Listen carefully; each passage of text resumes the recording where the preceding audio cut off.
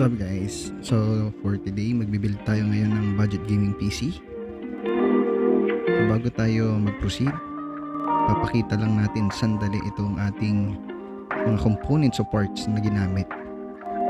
So ang budget natin nasa 20k lang.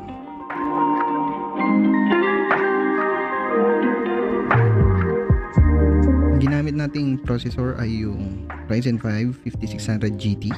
May kasamang stock cooler, tray type lang ito para mas mura konti. Next is yung ating storage, Lexar M.2 na 512GB na yan. Next naman, kumuha tayo ng dalawang stick na 8GB RAM ng Lexar, non-RGB. Para naman sa ating fan, kumuha tayo ng 3-in-1 na in-play with remote and hub na yan, at libre yung isang fan galing doon sa shop. Next yung ating motherboard, which is yung MSI A520MA Pro. At yung ating namang PSU, yung Acer 550 watts 80 plus bronze na full modular.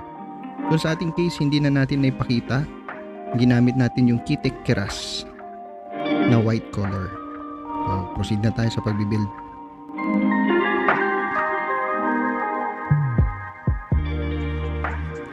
So, alisin muna natin yung board sa kanyang box at ipapakita rin natin kung ano yung inclusion o laman ng box.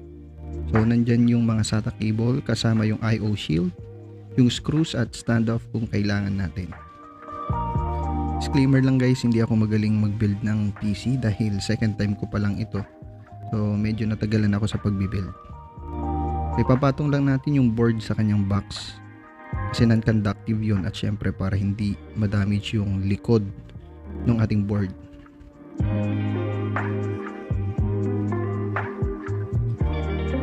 Next na gagawin natin guys, kukunin na natin yung processor which is yung Ryzen 5 5600 GT. Sa pagbukas natin dito sa ating processor, ingat lang tayo kasi medyo mahigpit, baka mamaya tumalsik, madamage yung ating processor, mabend yung kanyang pins. Sa pag-i-install din guys nitong ating processor, tataas lang natin itong lever sa may board, tapos meron tayong makikita dyan na maliit na triangle sa may upper left portion nung lalagyan ng processor. Tatapat lang natin yan. Kapag okay na, medyo ugain lang natin kung talagang nag-fit na siya. Pag okay na, baba lang natin tong lever. Next naman na gagawin natin, kunin na natin tong RAM. Mamaya pala guys, ipapakita natin yung pinaka breakdown per component o part, kung magkano yung pricing doon sa shop na kinuha ko.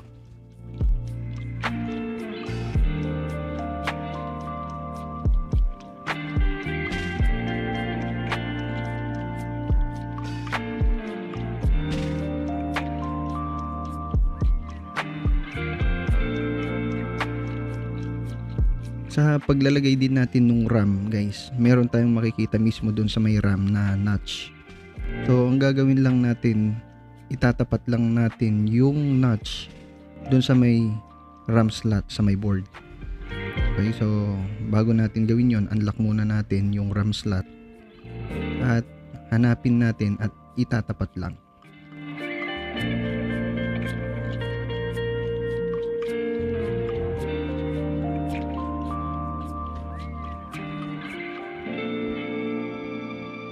Pagka tumapat na doon sa notch, i-press lang natin. Hindi naman masyadong madiin, pero once na nag-click, pagka-press natin, ibig sabihin nun nag-lock na, fit yung ating RAM. So same procedure lang yung gagawin natin para sa next stick ng RAM.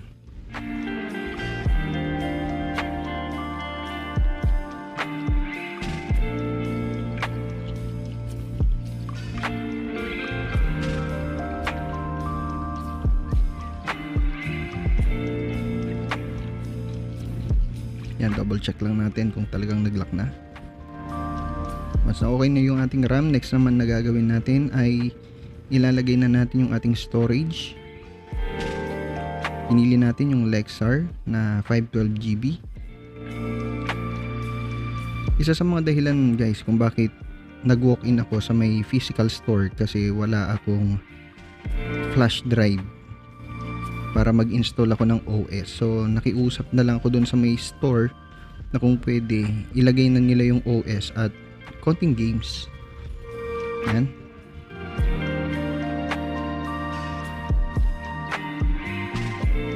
Remind ko lang din kayo guys, mas maganda pagka magbibuild kayo, talagang kompleto din yung gamit. Dapat yung screwdriver na gamit ninyo yung magnetic. Kasi dito nahirapan ako sa paglalagay ng screw para mailak natin yung ating storage. Kasi hindi siya magnetic, tapos yung size ng screwdriver medyo malaki. Kaya medyo naging hassle yung ating paglalagay.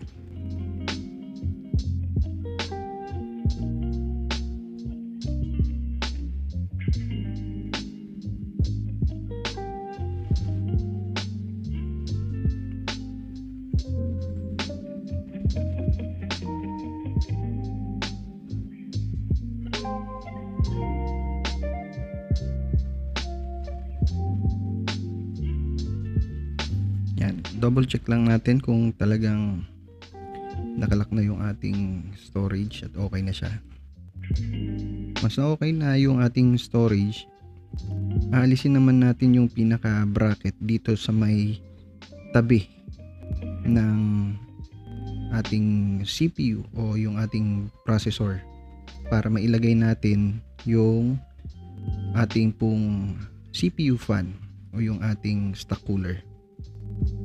Paalala lang guys, yung mga tinatanggal ninyong bracket dito, ilagay ninyo dun sa may box ng motherboard para pagka kakailanganin nyo na, madaling mahanap at hindi ma-misplace yung mga inalis natin na mga bracket. Dito rin guys, nahirapan ako sa pagtanggal ng mga screws kasi nga maiksi yung screwdriver na gamit ko.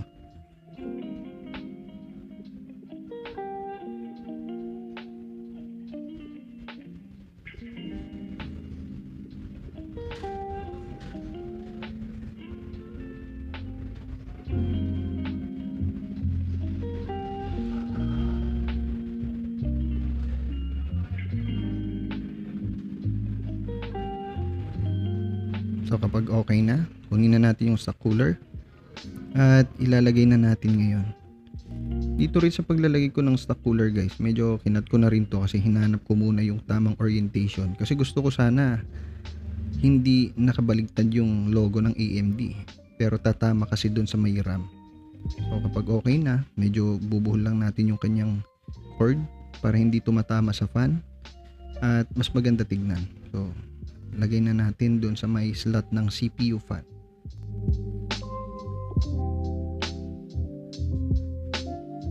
Lock na natin guys. So ang ginawa ko dito na pattern, yung X pattern, based na rin sa mga napapanood kong nagbi-build ng PC. So siguro ginawa ko dito 5 ikot lang kada screw para pantay, lapat yung thermal paste at lapat din yung cooler doon sa mismong CPU o processor natin.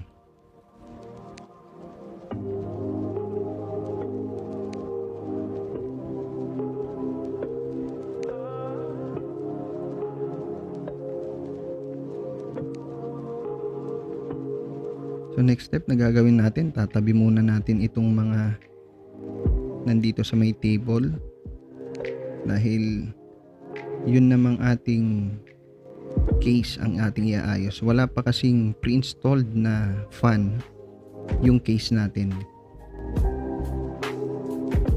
Kaya kumuha ako ng mga RGB fan, yung 3-in-1 para may remote and hub na. Ito yung ginamit natin, sabi ko kanina, yung Keytech Keras na color white. Mesh type na siya, tapos yung kanyang side panel ay tempered glass.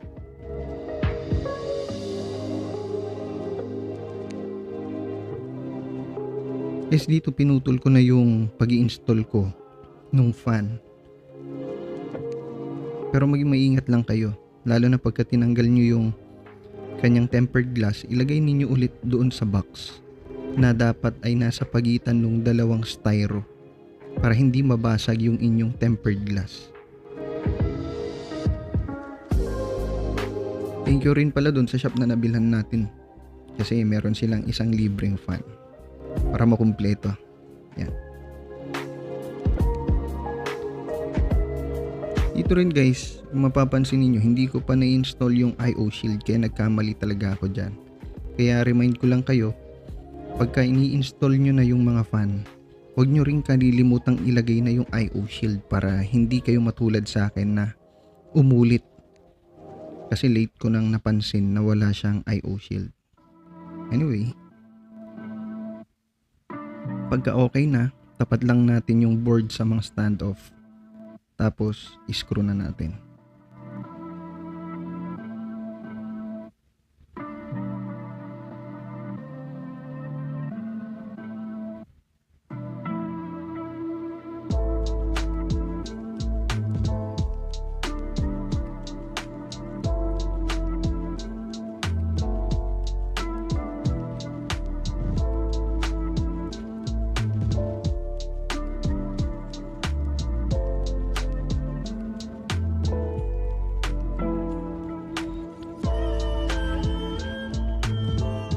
So once na mailagay na natin lahat ng screw, yan, higpitan na lang natin.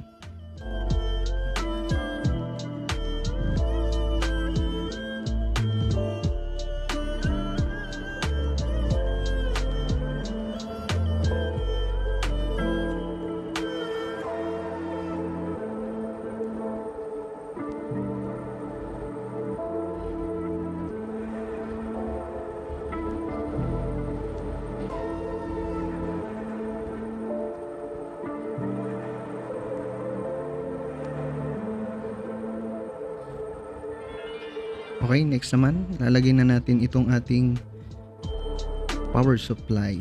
Nang ginamit natin yung Acer 550 watts na full modular. Pinili natin yung full modular guys kasi para mas madali sa cable management mamaya. At sa akin kasi ayaw ko noong wires na mustard and ketchup. Pero meron din naman kayong makikitang mga power supply na black yung kanyang cord na non-modular. Medyo mas mura yon, pero doon kasi sa shop na nabilhan ko, wala silang available na stock. Kaya ito na lang pinili ko.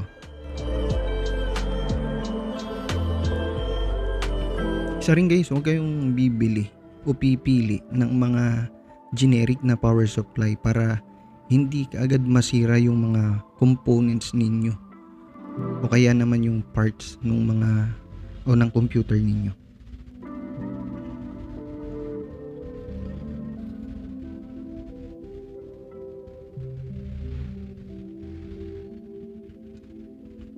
So ayan, dito in-install ko na yung power supply kasama na rin yung pagki-cable management.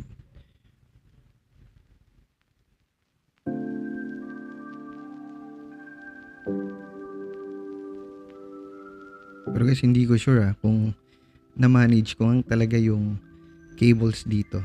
Kasi nga second time na pagbibuild ko pa lang ito. Bali, papakita ko na lang din yung result nung ating ginawang cable management.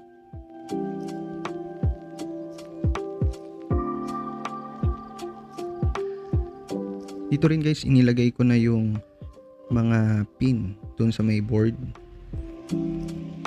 Yung kanyang front panel pin guys, papakita ko na lang yung diagram, hindi ko na kasi naipakita eh.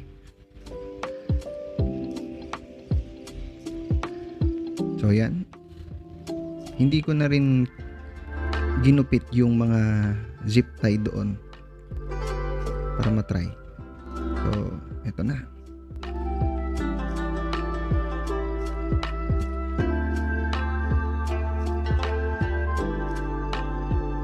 Ayun, so nag-on na at gumana itong ating budget gaming PC. So guys, gaya nga ng sinabi kong, total ng nagastos lang natin dito ay 19,000. Ang totoo, pwede nyo pang mapababa yan. Depende na sa inyo kung ano yung mga pipiliin ninyong mga components. So yun lang guys, salamat ng marami sa inyo.